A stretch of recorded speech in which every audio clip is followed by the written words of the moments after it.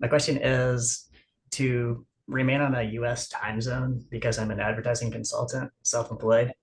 All right. What what would my options be for living and being able to take advantage of the foreign earned income exclusion? Well, as long as your body is outside of America. So when you move overseas the first year, I want you to stay out of America at 330 days in the first year to reset this tax home. But in the second year and onward, I'm going to allow you to go 100 days to America or not, 100 or less. So it's just the first year. And then what you need to understand. So once you do that, the first year, you have a new tax home. So then you're an expat, understanding that even after that first year, any days you spend in America in some training at a client's working where the IRS could prove you're working, that's taxable no matter what.